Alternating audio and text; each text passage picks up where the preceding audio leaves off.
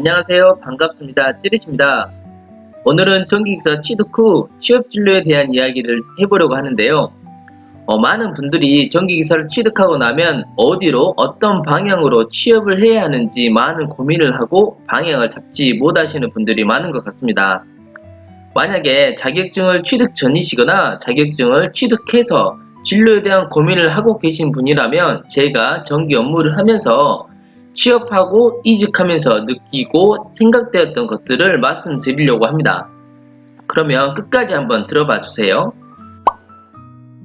먼저 우리가 자격증을 취득하기 전에 자격증을 어떤 경로를 통해서 정기 자격증을 접하게 되었는지, 그리고 어떤 이유로 취득하려고 하는지 저는 크게 두 가지로 구분해 보았습니다. A 사람과 B 사람으로 구분을 해 보았는데요. 먼저 A 사람을 먼저 보겠습니다. A 사람은 취업을 해보려고 알아보니까 사기업과 공기업을 알아보았습니다. 그래서 보니 정기기사를 취득하게 되면 사무직군보다는 기술직으로 입사를 하면 사무직군보다 영어 점수도 낮고 경쟁률도 낮다는 걸 알게 되었습니다. 그래서 정기기사로 어떤 사기업과 공기업을 갈 수 있는지 먼저 알아보고 메이저 기업들을 골라 담아서 입사에 필요한 지원 자격을 알아보고 거기에 맞춰서 영어 점수와 자격증 등을 추가 점수를 부여하는 사항들을 준비해서 1년, 2년 플랜을 계획하고 실행하다가 그 안에 자격증을 취득하는 경우입니다. 이번에는 B 사람입니다. 여러 가지 이유가 있겠지만 몇 가지로 간추리자면 학교 졸업 후에 자기가 전공한 업무에 맞는 곳에서 일을 하던 중에 하는 일이 나와 맞지 않거나 또는 나의 미래가 불확실하다는 생각이 들고 미래성이 불투명하다는 생각을 하던 중에 정기기사를 취득하면 좋은 회사에 갈 수 있다더라.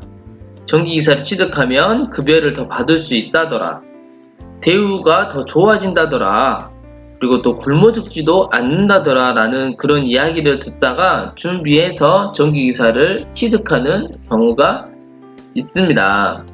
이 두 가지 경우 외에도 여러 가지 이유가 있긴 하겠지만 대부분 이 두 가지 이유로 자격증을 취득하게 된다고 생각합니다. 저 또한 B에 속한 사람이었습니다. 그래서 오늘은 B에 속한 사람들의 자격증을 취득하고 나서 취업에 대한 방향성에 대한 이야기를 드리려고 합니다.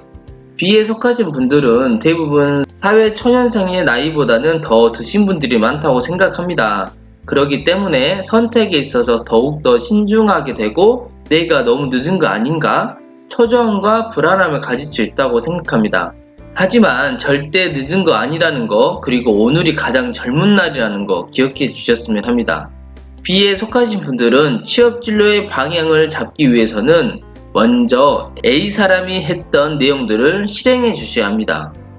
A와 B의 차이점은 A는 자격증을 취득하기 전에 어디를 가고 싶은 회사가 있고 거기에 가려면 필요한 게 자격증과 영어가 있다.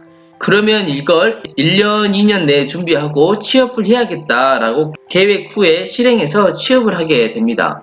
여기서 A와 B의 큰 차이점은 목표가 다르다는 겁니다. A의 목표는 취업이고 B의 목표는 정기기사 취득입니다. 우리가 꿈을 크게 가져라 라는 말을 많이 들어보셨잖아요. 그런 것처럼 목표가 취업인 친구들은 정기기사를 공부하다가 어렵고 난해한 상황이 와도 목표가 취업이기 때문에 취업을 위해서는 자격증 취득만으로는 끝이 아니라 준비해야 하는 과정이 있기 때문에 자격증 취득하는 시간적인 측면에서도 빠르게 도달하고 난해한 상황에서도 좀 더 잘 버틸 수 있습니다. 그리고 이미 취업 전까지 계획한 플랜이 있기 때문에 시간을 허비하지 않고 좌절한 틈도 없이 다른 거를 준비하게 됩니다. 그래서 B 사람 또한 자격증 취득 전이거나 취득하셨다면 먼저 내가 가고 싶은 회사를 뚜렷하게 골라야 합니다. 그렇다면 내가 가고자 하는 회사를 선택하고 나서 준비를 한다면 방향과 진로를 방황하지 않고 달려갈 수 있을 거라고 생각합니다. 그럼 여러분, 회사는 어떻게 골라야 할까요?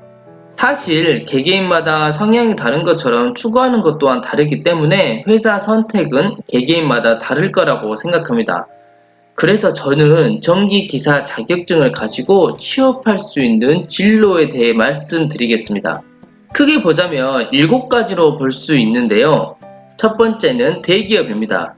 대기업이라 하면 이름만 들어도 누구든지 알 수 있는 기업입니다. 두 번째는 공기업입니다. 공기업은 크게 국가직 공기업, 지방직 공기업으로 나눠볼 수 있습니다. 세 번째는 공무원입니다.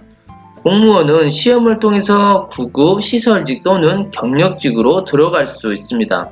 그 뒤로는 설계, 감리, 전기 공사업, 연구 개발직 이렇게 7가지로 나눌 수 있다고 생각하는데요.